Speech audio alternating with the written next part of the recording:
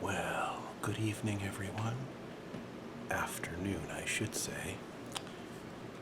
As I promised, thought I'd come back and talk about a little basic poker instruction. And we'll start with the simple basics for a unique game you might not have heard of called Omaha. It's the second most popular game that's spread in card rooms and casinos as far as an official game.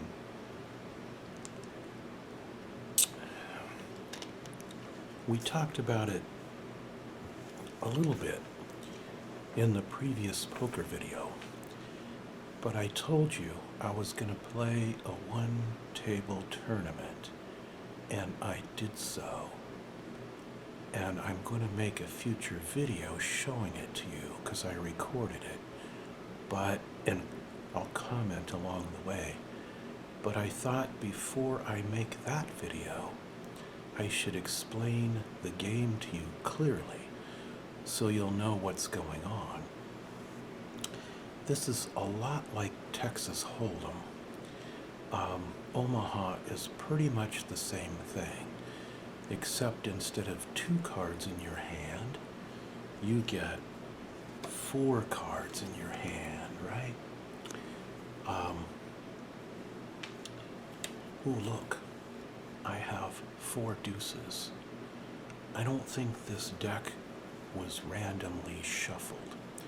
Anyway, you get 2 in your hand, and then you'll end up with, or 4 in your hand, I'm sorry.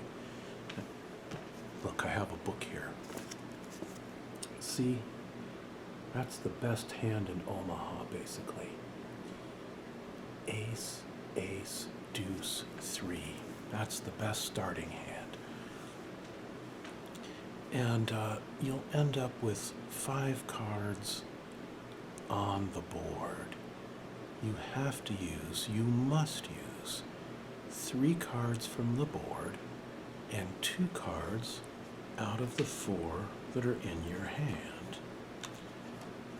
Let's take some random ones this time. Those aren't very random either. 2 9s and 2 6s. I could use for my high hand the 2 9s. If a 9 came on the board, I'd have 3 of a kind. Or I could use the 2 6s. And if a 6 came on the board, I could have 3 of a kind. But what if a 9 and a 6 came on the board?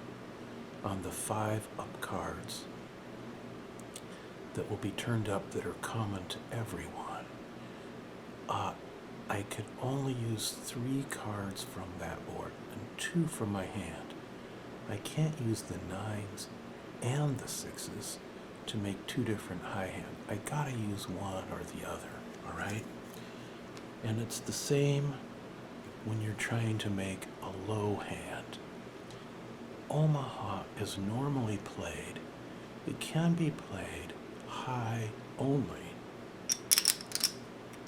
We have to make some chip sounds because I promised you I would.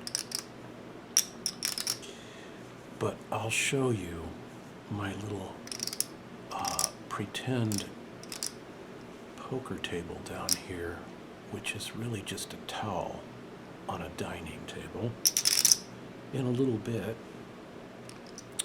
and we'll get a better illustration of how to play this game. But basically what it comes down to is you're trying to make a high hand and also a low hand, and the high and the low, best high hand, best low hand, are going to split the pot at the end, okay? So, but, there's always a but, isn't there? In politics and poker. But, there is a caveat when it comes to the best low hand.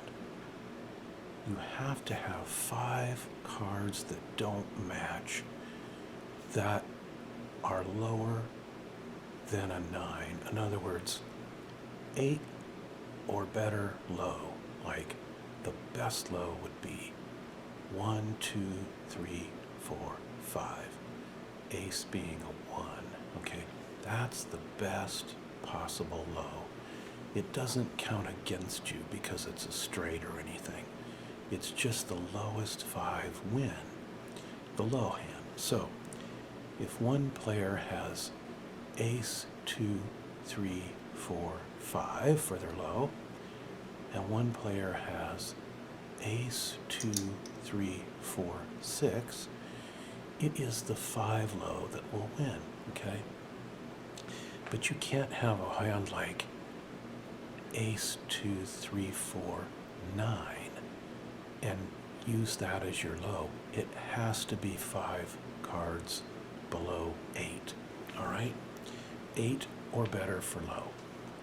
So sometimes there is no low. In fact, probably half the time, you end up with having no low on the board,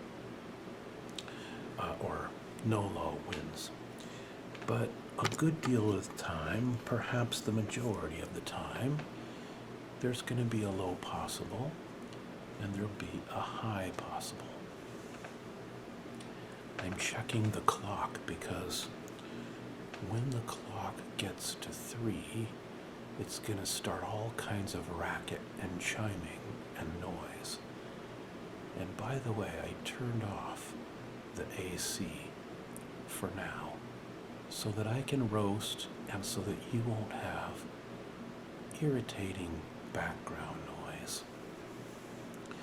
But before I demonstrate Omaha to you down here on the table with these chips and the fundamentals of the game,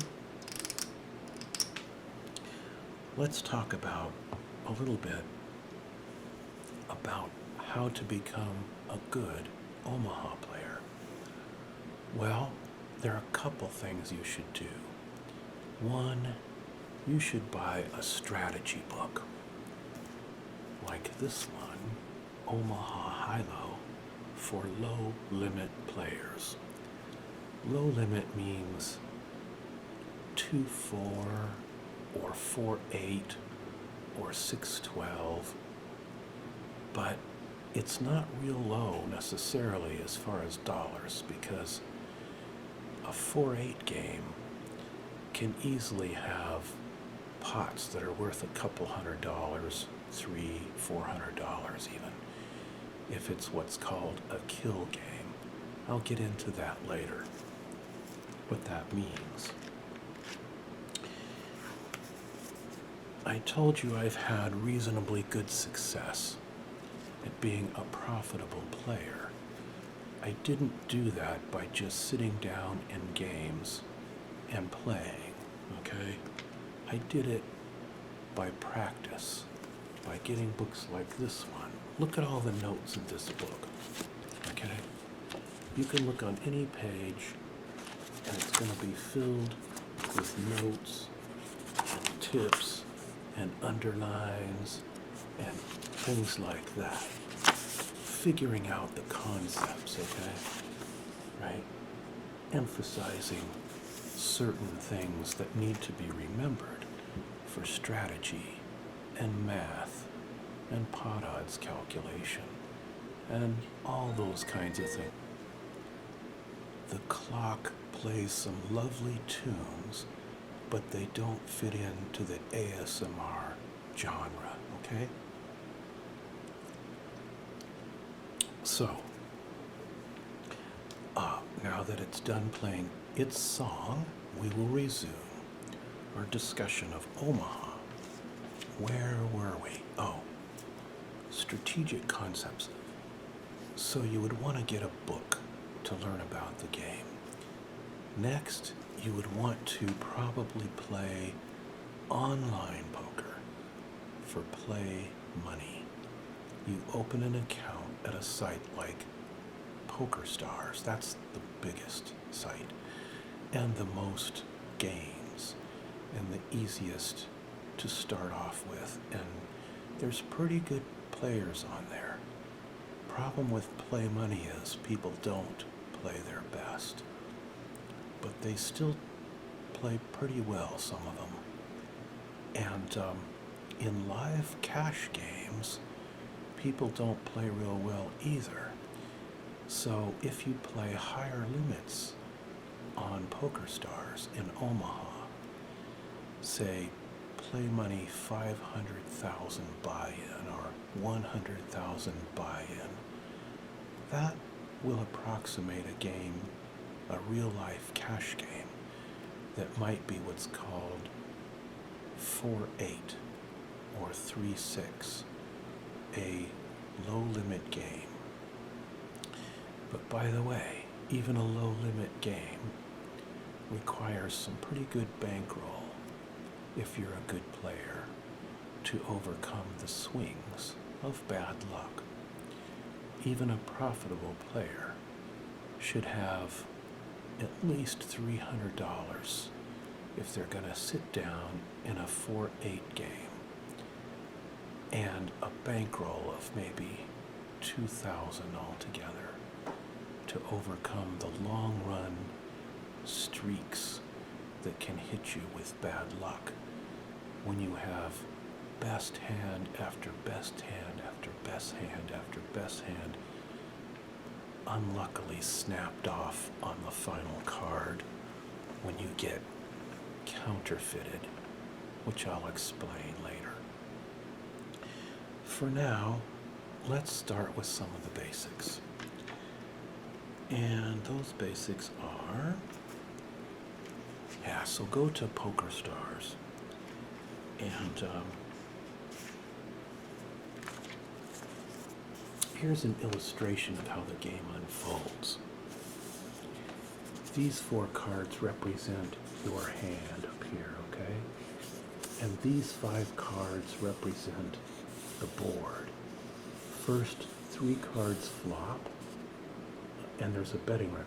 First you get your 4 cards that no one sees, right? So in this case, the player got ace, deuce, jack, king in his hand. That's a great hand, just pretty good hand anyway, to start with. Let's recreate it with these real cards. Ace, the deuces are all together in this deck. Ace, deuce, jack, king. Now remember, you're going to use 2 cards from your hand, and you're going to use 3 cards out of the 5 common up cards that end up in the middle, that are common to everyone. All right? Here's what's important about this hand. It has an ace deuce, and that's very valuable for trying to make a low hand, because if 3 cards come on the board out of the 5 that are some combination of a 3, 4, 5, 6, 7, or 8, okay? That's, 32 cards that can come on the board. If there's a mix of 3 of those cards, you're going to have the best possible low, as long as no ace or deuce comes onto the board also. We'll explain that later. What you want is 3 more low cards to go with your ace deuce. You're going to have the best possible low if that happens. But you must use, remember, 2 from your hand, so that would be the ace deuce. But for your high hand, your best high hand, which you are also trying to make using 2 from your hand and 3 from the board, you don't have to use the same 2 cards from your hand. So you could use, for example, if 3 hearts came on the board, you could use your ace, king of hearts to make the best possible flush if there were 3 hearts on the board and no full houses were possible, okay? Or you could use your Jack King to make a straight if the board had a 10, a queen, and an ace. That would be the highest possible straight. If there were no flushes or full houses possible, you would have the best hand, which is also called, in poker terminology, the nut hand. The best possible hand from the board and 2 player cards is called the nut hand. So if you have the best possible low and the best possible high, you'd have what's called a nut hand.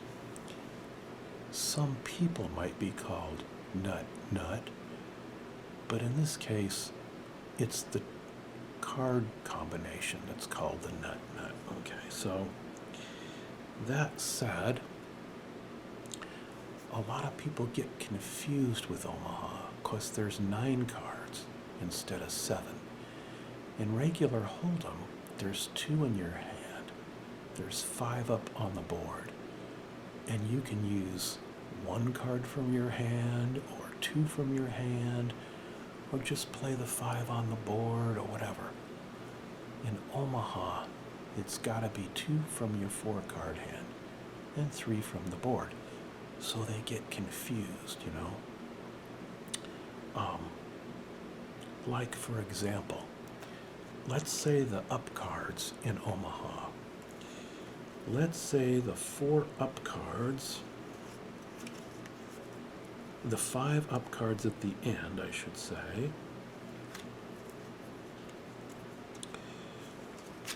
Excuse me for a minute while I set up a hand.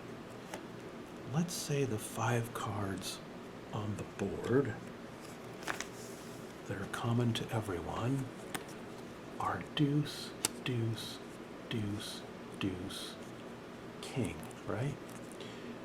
Well, if you were playing Hold'em and you had an ace in your hand would be 4 deuces with an ace, right? So somebody that had 4 deuces with a king, you know, would lose to you. But in Omaha, you can only use 3 cards from the board. So now, if that's the board, you don't have 4 of a kind.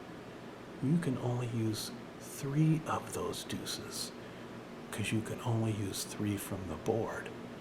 So if this was the board, the best possible cards you would have in your hand to make the best high would be 2 aces. You would have a full house, deuces full of aces, okay? Now, if the board looked like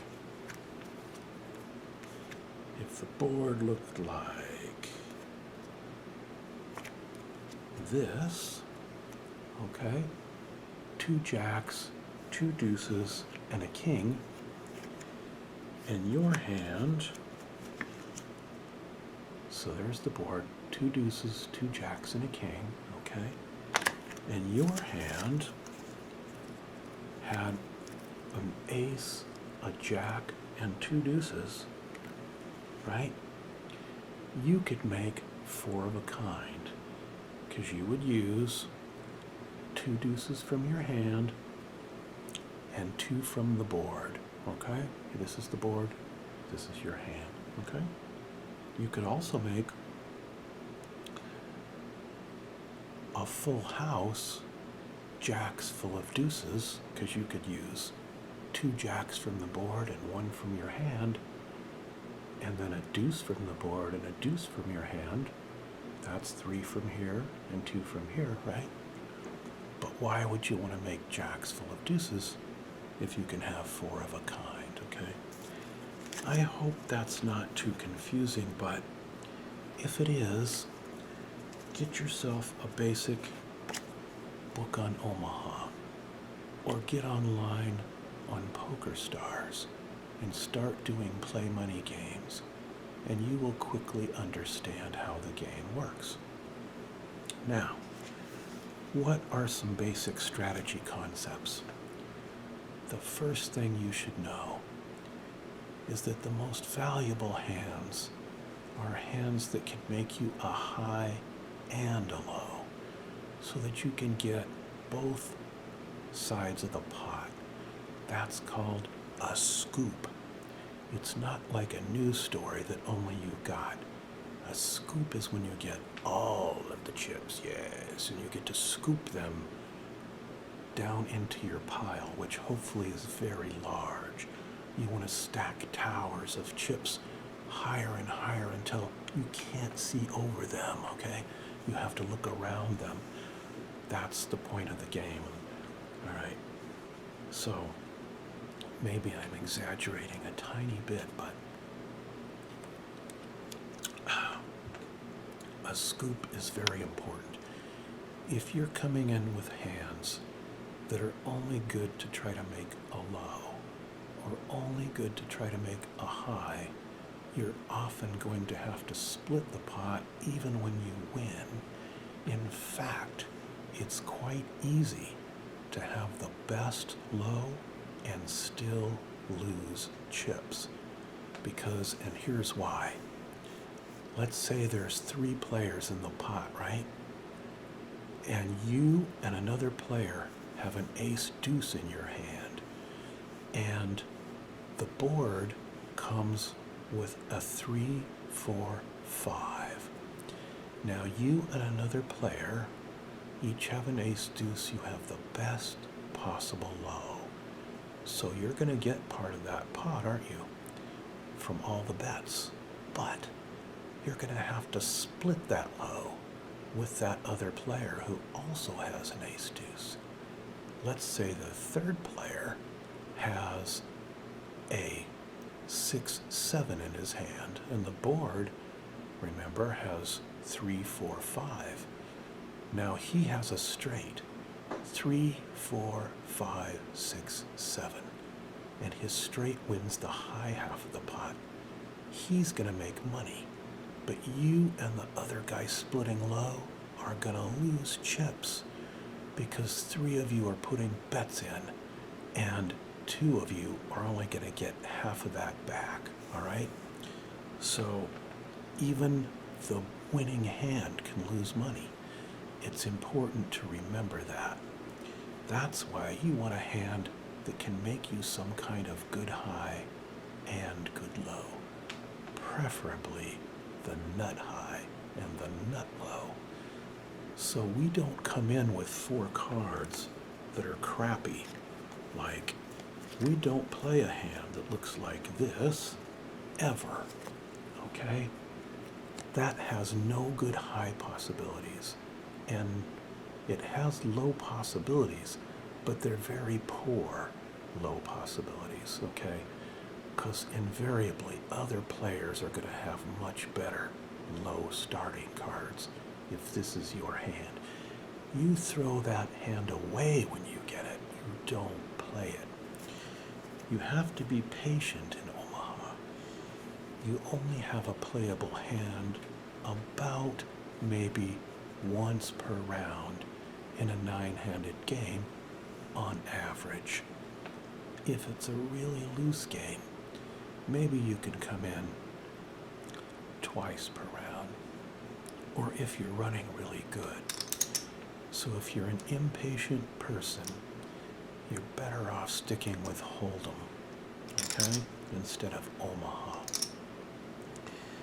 Once you learn how to calculate splitting the pot, all right, a very loud phone rang, so now I'm back.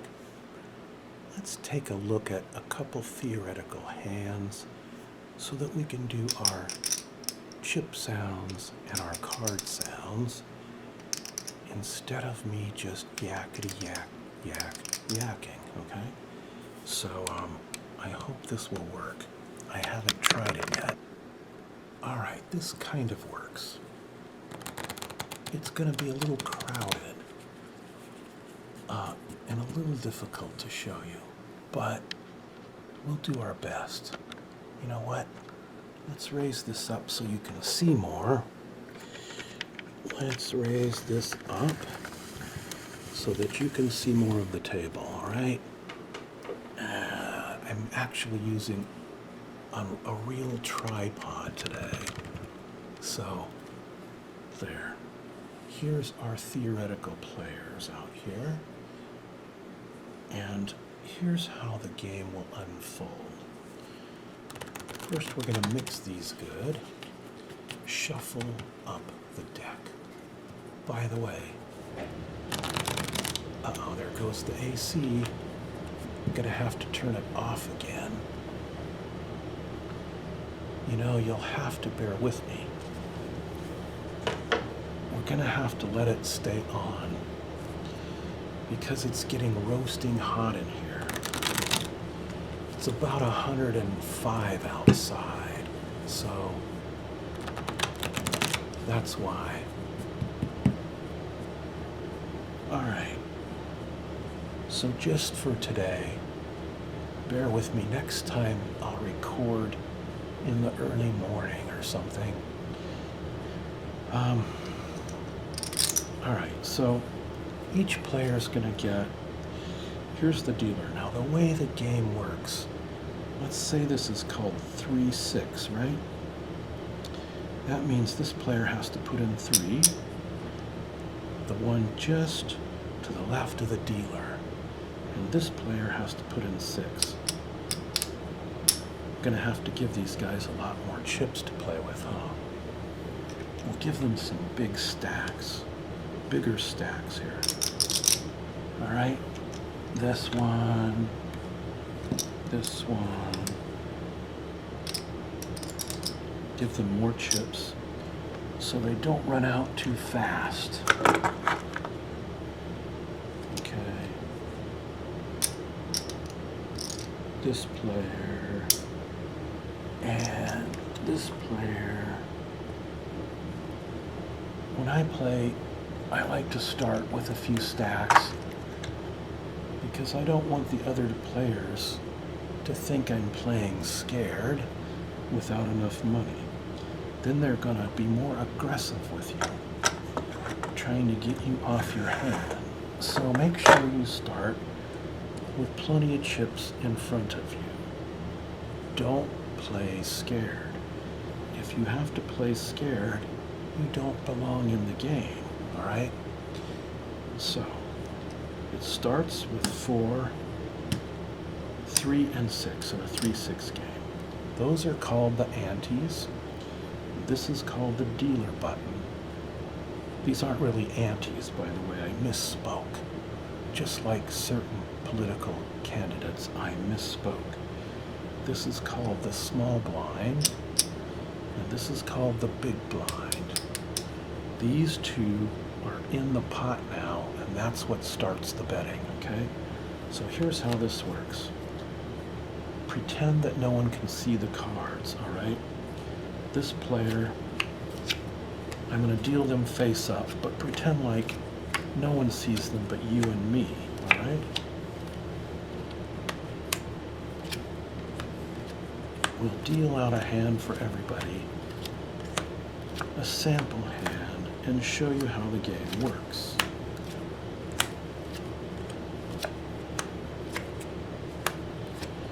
And I'm sorry about the AC sound.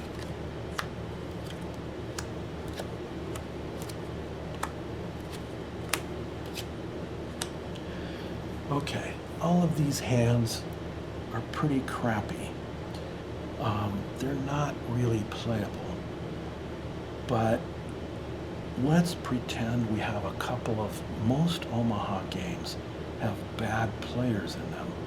That's how you make your money. Let's say these two players are already in for a full bet in this case, part of a bet in this game. This guy's smart enough to fold his crappy hand. He doesn't have a good low, he doesn't have a good high, all right? This player is smart enough to fold his crappy hand. He doesn't have a good hook or low. this player is smart enough to fold his crappy hand. He doesn't have a good high or a good low possibility, okay? He does have a king, queen suited, which in Hold'em would be a powerful combination. But in this game, you want a high and a low, or you want 4 good high cards all working together. Like if you had an ace, 10 of hearts with that, that would be a good starting hand. But this is not. You only have 2 good cards out of 4. Fold it, okay? This guy has a poor starting hand, but we're gonna say he's a lousy player. So he says, oh, I have a king queen. That's good for high. I have a 4, 7 of spades. That can make me some kind of low. I'm coming in. So he fires into the pot his bet of 6. All right? He bets. All right. And let's say we got another crappy player on the dealer button. And he says, I like to play any 4 low cards because it can make me a low. He looks at the 4, 5 of clubs, which would be pretty good in Hold'em. He sees he's got 2 5s. Maybe a 5 will come on the flop and make him 3 of a kind. He sees he's got 8, 4, and 5. Maybe he can make a low out of that somehow. So he's gonna come in, right? Because he's not a very good player. In he comes. And then the small blind here. The small blind's already in for half a bet, 3 chips. And he says to himself, I'm already in for 3 chips, so I might as well put the other 3 in and play the hand, even though my hand is crap, okay? That's flawed thinking, but that's what he's saying to himself. So he completes his bet. Now and then finally we have the big blind, this hand, the last one to act. This is the best low hand out of this bunch because it's got a 2, 3, and 4 in it. So if an ace comes on the board, that's going to be pretty good for making a low hand, right? So he's already in, so he just checks, okay? Now comes the flop. I hope we have room to show it, because now we got these hands all over the place in the way. Let's move them out of the way a little bit, and we'll show you the flop. Okay, now this was the first betting round when you've got your initial hand. Now comes the flop. We burn 1, burn a card. Here's the flop. Bang, bang, bang. Looky there. 3 spades are on that flop. So we know a flush is possible. It's really a lousy flop for the low people, right? Because there's not low cards there except for the 8, right? So now what's going to happen? This guy's the first to bet, the small blind. He looks at this and he says, oh, look here. I have a straight. I can use my 9 queen, and that makes an 8, 9, 10, jack, queen. I have a straight out of my hand, right? But there's a little problem, isn't there? We have a flush possible. If you have a flush possible in Omaha, somebody's gonna have a flush. So this guy just checks. He's smart enough to know his straight is no good, all right? So he just checks his hand. What does the next guy do? Well, he's got a pair of jacks, but that's completely worthless, right? He's got a jack in his hand. He's gonna hope that everyone checks And maybe by some miracle, he'll be able to make a low out of his 2, 3, and 4. So he checks, right? The other guy's folded. Now we get to this hand. This guy has a flush, okay? He has a 7, he has a 7 and a 4 of spades. So he has to use 2 from his hand, any 2, and 3 from the board. He's got a little flush, but he's going to be a little scared. He should be very scared, because usually when you have a flush like that, someone could easily have a higher one in Omaha, since there's 4 cards in each hand. He might, though, since no one else bet, he might bet out into the pot. Here's the pot here, okay? That's the pot. He might bet out into the pot just to see if his hand is any good. Let's say he does bet. He bets 6. Oh, I'm sorry. It's 3 on the flop. He can bet 3. Someone else can raise it to 6. I'm used to playing 6-12, so I don't play 3-6 anymore, so I got confused. All right, when he did that, the hand that was on the dealer button, this one, he has nothing that he can make out of this hand, really. So he's just going to get rid of it and fold. This guy has virtually, well, he has a straight, but he knows now that the other guy must have a flush. Because if there's a flush possible, someone will almost always have it. He doesn't have a high or a low, even though he has a straight. I know that sounds strange if you're used to hold'em, but that's how it is in Omaha. You better have a really good hand. Even that baby flush is a very, very vulnerable, weak hand. He folds. And this guy, unless he's really, really stupid, he's gonna say, you know what? I don't have a high, I don't have a low, I fold. The guy that bet that baby flush will get all those chips, okay? That's how the game works. Let's try, now after that, the dealer button is going to move one place to the left, right? Each hand. Now this guy has to come in for 3, a forced bet. And this guy has to come in for 6. That's the small and big blind, and that's part of the pot now. Forced bets that rotate around the table. Let's try another hand and see if we can get a little bit more of a typical Omaha hand.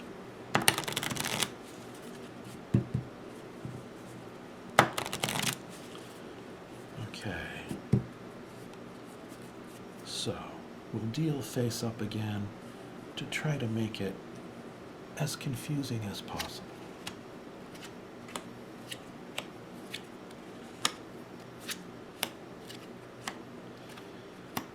So, there's a couple low cards, couple high cards, couple low cards.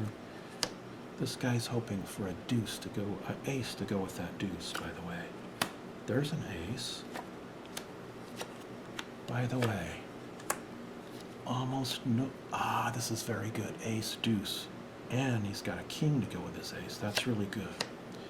And this is more typical to see some good hands. The AC went off now. That's good. All right, now let's start the betting. This guy has crap. He has got total unmitigated crap. You may say, well, he's got 9-10 queen. Can't he make a straight and his 9-10 are suited? You know, wouldn't that be pretty good? No, the answer is no. He needs 4 cards that work together. Otherwise, he's going to be a long-term loser. So he should fold. Now, if he had a king to go with all that, like a king of diamonds or something, he'd have a playable hand to make some high straights and flushes. But he's got that crappy little 5. He can't make a low, and he has a marginal holding for high. He should fold, okay? This guy has 2 3s and a 6 of hearts and a king of hearts. That's not a playable hand for a good player, so I would throw it away. But most Omaha players are weak, and they want to play a lot of hands, and they play foolishly, and that's where all your profit is going to come from. So don't be the fool. Let this guy be the fool, okay? So he's going to come in for the bet.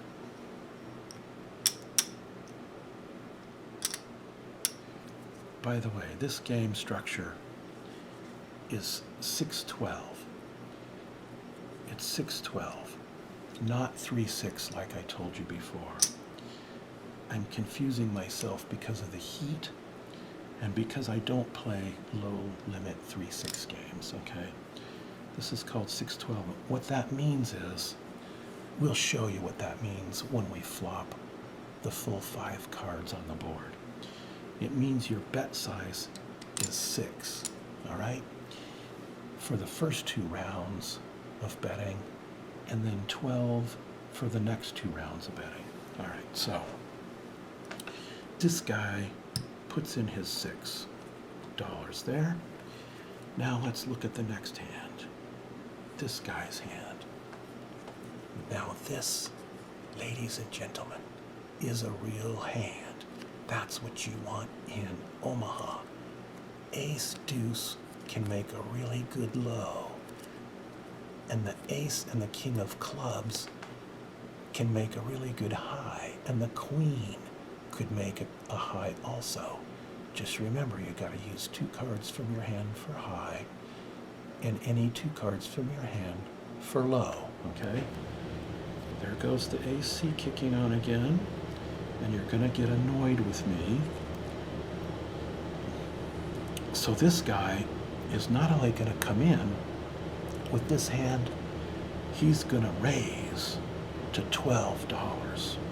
He's going to put in his 6 and 6 more. He says, I raise. By the way, if you raise, you have to put all the chips out when you raise, or you have to declare verbally that you're raising. You can't go like that and then go, oh, I raise more. You know, you have to do it in one motion, or you have to say raise at the time. You could put out some like that and say, I raise, and then go back and get the rest. What you can't do is go like this and then say, I raise, and put the rest out. That would be a tactic to see what some other opponent might do before you get all the chips out. See how they react. So it's not allowed. Anyway, he raises to 12. This guy has crap. The dealer has crap. The guy with the dealer button has junk. He's going to throw his hand away. This guy in the small blind, who's in for 3 already, let's say he's, you know, a weak player, and he says, you know what, I've got an ace-10 to make a high, I can make some kind of a low with the ace-4-7, I think I'll call. That would be what a typical Omaha player would do. So he has to call a total of 12. So he has 3 in, so he has to put that 3 plus another 6 to make the 12 bet. And this big blind, who's already forced in for 6, he looks at his hand and he says, we're going to say he's also a weak player. He says, I'm in for 6 already. The 9 queen could make me some kind of high straight, and the queen 4 of hearts could make me some kind of flush, and the 3-4 could make me some kind of low. So I'm going to put in 6 more chips because I got 6 in already, right? So I don't want to fold, so he's going to put in another 6. 2, 3, 4, 5, 6. All right. Now the pot has all the chips in it, except for the guy over here who limped in for 6. Someone raised behind him, this guy over here with the good hand. So he says, I'm already in for 6. I gotta call that raise. So he decides to also come in for 6 more. Okay, that's the first betting round. Now we'll put all those bets into the pot. There they are. Big pot. Lots of chips already. This is the way Omaha goes, but often it's even way more chips than that because you can have up to 3 raises, so it can easily be twice that many chips just on the first betting round. And after that it goes up for 3 more betting rounds. You could have all those again on the flop, and then the bet doubles after that on the turn of the river, which we'll explain in a moment. Okay? I'm going to have to get all of our players more chips here, or they won't have enough to even bet with. All right, here we go. You can't buy chips in the middle of a hand, but you have to have them in front of you before the hand starts. You can buy chips when a hand is over, but not in the middle if you're a beginner. Okay? You will not know this. And if you don't know poker, and you watched one of those stupid Hollywood movies in the past where some guy puts out, with the biggest amount of money, puts out a giant bet, and you say to yourself, oh, no one can match his bet, he must win. It doesn't work that way. Another player can still call if they don't have enough money, but they can only win the amount they called with. That's all they can get from that big bet. All right, so now we'll do the flop. These cards are common to every.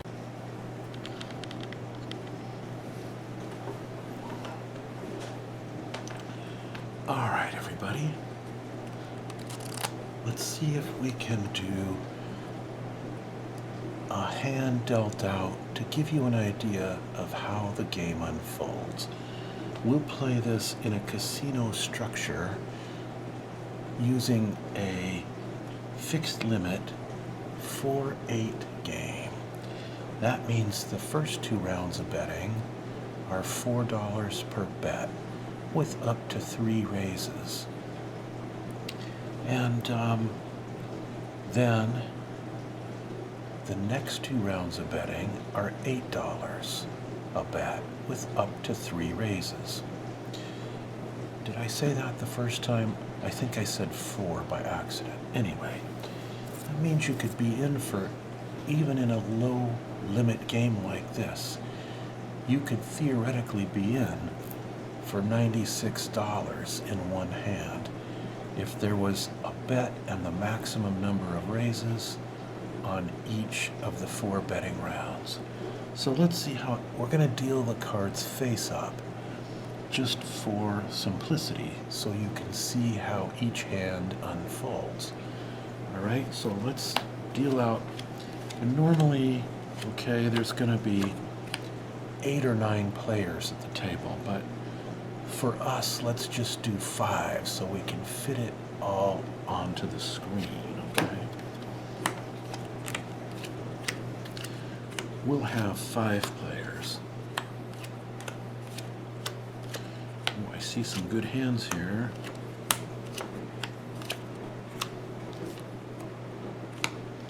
All right, so there's our 5 hands. Now, to the left of the dealer, this guy has to bet 2.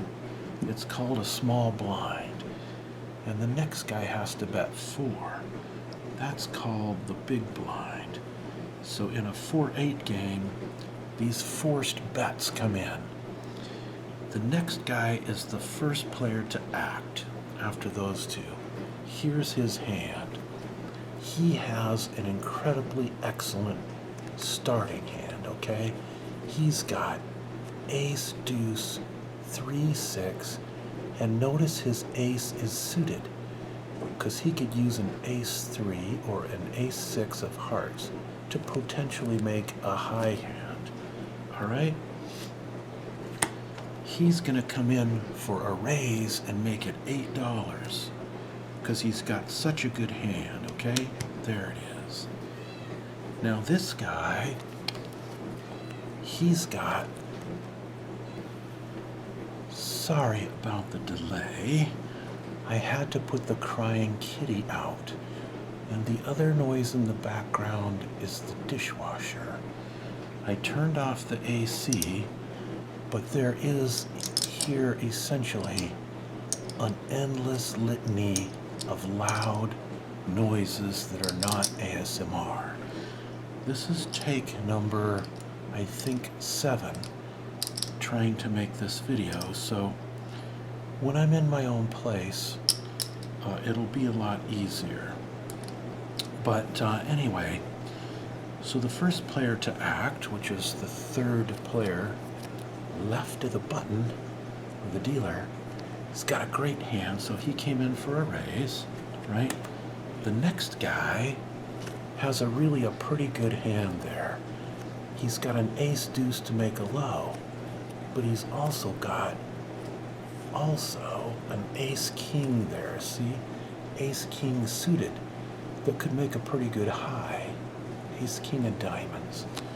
The 9 is kind of worthless in his hand, so, but he'll come in and call the raise because that's a pretty good hand that he's got. He'll come in for 8 chips also. What's the dealer gonna do? This is the dealer button hand. Well, he's got 2 kings that could make a high hand. He's got king jack suited, king jack of spades, that could make a high hand. And the 4 doesn't help him for low because he doesn't have 2 low cards to use. But it is suited to the king, could make a flush. He's kind of a loose player, so even though he probably should throw this away, he's gonna call, as most Omaha players would at this stage, who are loose, weak players, okay? He'll put in his 8 chips. I like the sound of the chips, don't you? And what is the guy in the small blind gonna do? He's got 3, 4, 5 of clubs and a jack of hearts. In order to stay in this hand, he's got to put in $6 more because he's only in for 2. There's been a raise. What's he gonna do? If he's smart, he'll throw this away. It may look good to a novice, but it's a lousy hand. I'm gonna pretend to be this guy, and I'm gonna throw the hand away, okay? Into the muck it goes. So, let's stack up the chips that are in the pot, and we'll put the flop up and see what happens, okay? So here comes the flop. We'll burn a card, and there's the flop. 4, 5, 7. We're gonna move these out a little bit so you can see everything. Let's see, can you still see these chips a little bit? Move this hand out a little bit out of the way so that we have room for the flop, okay? This guy's hand is over here, the dealer's hand is over here. Yeah, you can still kind of see this hand a little bit right there. Okay. And here's the pot. Here are the 3 common cards in the center. Let's see what's going to happen. Okay, the first guy to act now, this guy, he has nothing, right? There's not very much he can do. He's got a pair of 10s, but didn't hit a 10 on the flop. No good high hand. He does have a flush draw with his 9-10 of diamonds, because there's 2 diamonds on the board. But it's a very weak flush draw, because inevitably in this game, people always save aces, and somebody's going to have an ace something of diamonds most of the time. So he just checks, he doesn't bet. This guy, he now has, look at this, he's got the nut low right now. He's got the nut low, ace, deuce, 4, 5, 7. He's going to use the ace deuce that's in his hand. That's a great low hand. Not only that, he's got protection. Because if he gets counterfeited, if an ace or a deuce comes on the flop, he can use his 3 or his 6 out of his hand. So he's got, I'll explain that a little bit later. He's going to definitely bet. He comes in for 4 chips. Remember, it's $4 on the first 2 betting rounds. That's the bet size. The next guy, he's got a nut low also, the same nut low. Ace, deuce, 4, 5, 7. But he doesn't really have anything to make a high. No, actually he does. He has a great thing to make a high. He's got ace, king of diamonds. He can make the best possible flush if another diamond comes. He might very well raise his hand, and so he probably would actually. So let's say he's going to come in now for the 4-chip bet, and he's going to raise it 4 more. Now it's $8 to call. What does this guy have? He's got a load of trash in his hand now. His pocket kings are probably no good. It's going to take 2 more hearts on the board to make a flush. He can't make a straight. He hasn't paired the board, but we said this is a weak, bad player. So he's going to call the 8 chips hoping for a miracle. That would be typical Omaha gameplay. In many casinos, bad players, and that's why you make money. So in he goes. Calls the 8-chip bet. Okay, now we're back around to this guy. And this guy has a weak flush draw. He initially checked. Now the bet is 8 to him. He has nothing but a pair of 10s. He's got a flush draw, but it's a weak flush draw. He knows somebody out there probably has a better flush draw. He has no straight possibilities. He's going to be smart and throw his hand away, okay? So he throws it away. Now we have 3 players left, okay? This guy, let's move this down where you can see it all. We have the player in seat 3.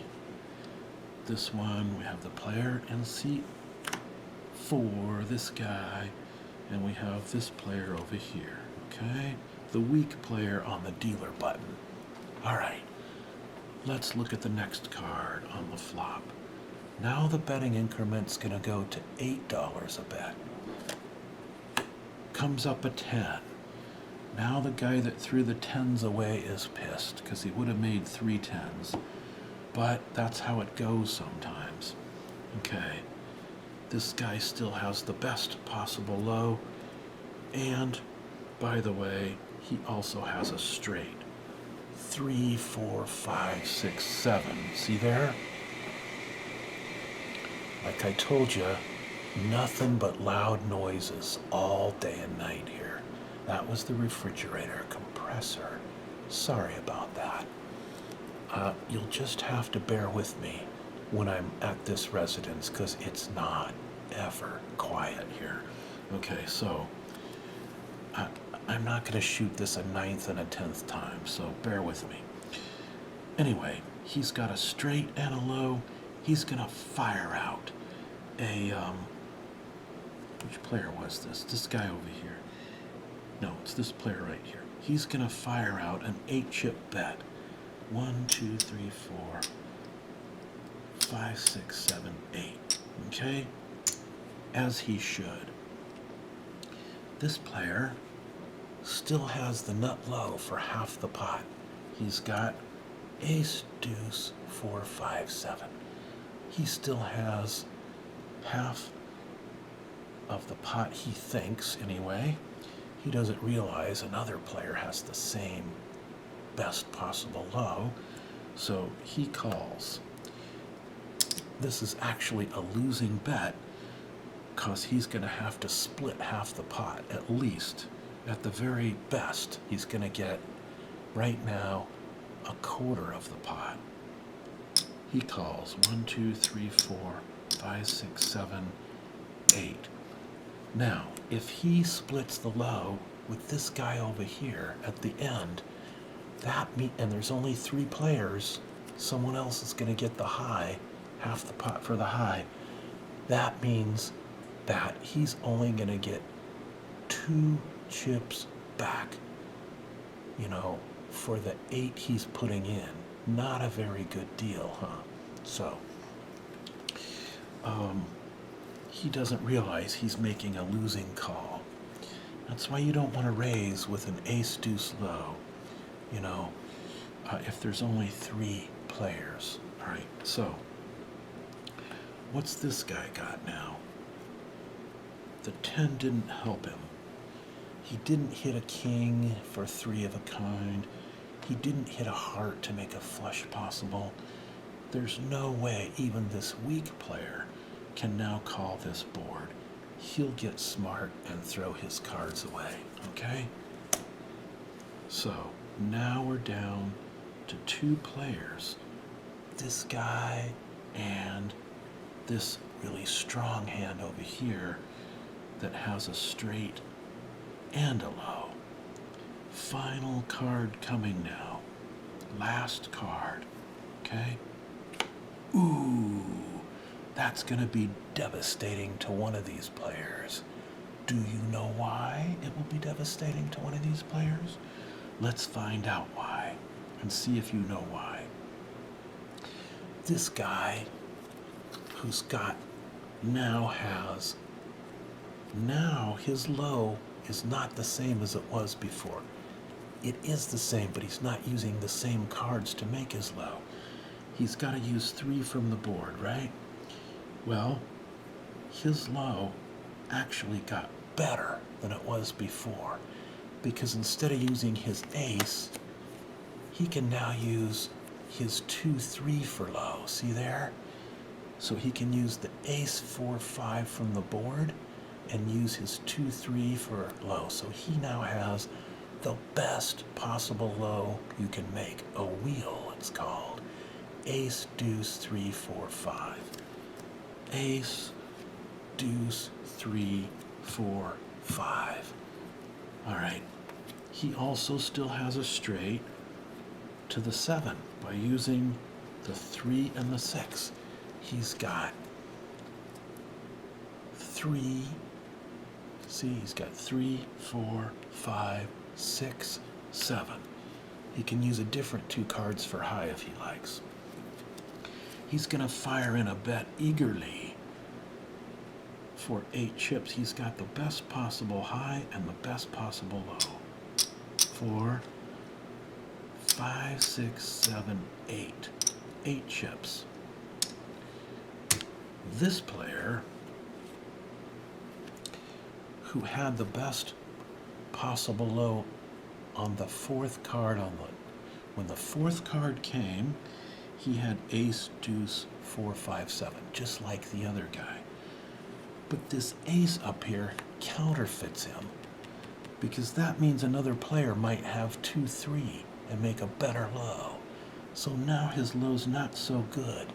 He still has a low, but a better one came with that final ace, because a better possible one.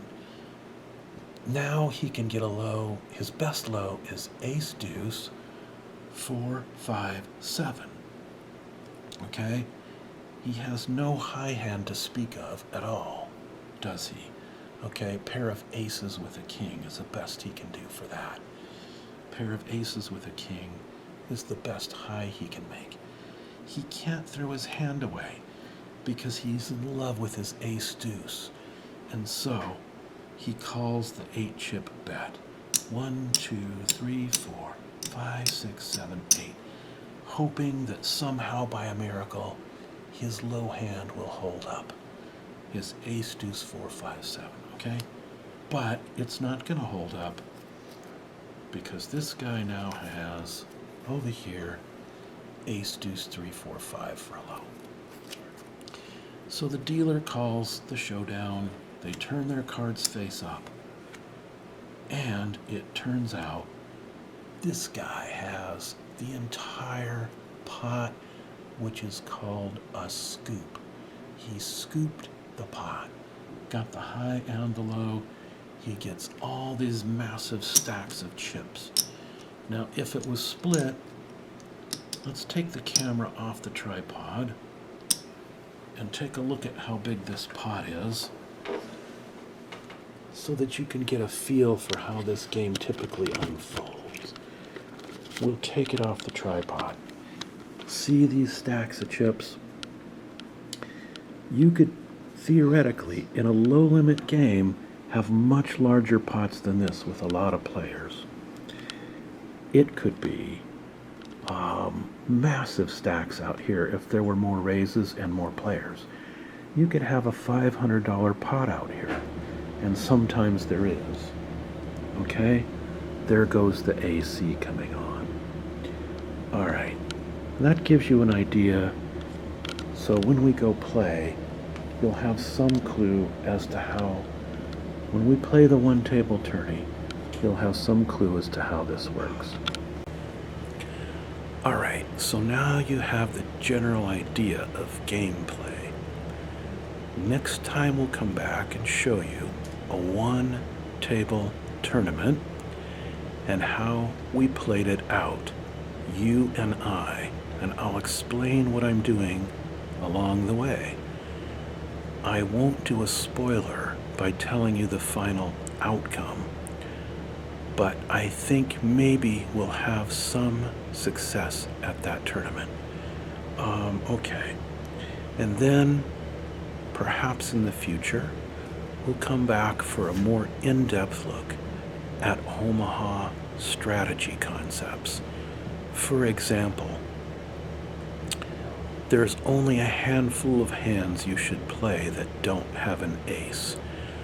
You should never play 4 cards that are something like 6, 7, 8, 9, even if they're suited, because you can't make a good low and a good high with them. You should never play a hand like queen, queen, queen, deuce, because you don't have 3 of a kind like it looks like in your hand. You only have 2 queens, and the other one is completely wasted, because remember, you gotta use 2 from your hand and 3 from the board. So you would never play 3 kings or 3 queens that are in your hand. Very seldom. Not unless you had a really good ace to go with it, and even then, it would be very marginal to even think about, because you really have what's called a 3-legged hand, or a 3-stool, okay? So, don't do that, usually, okay?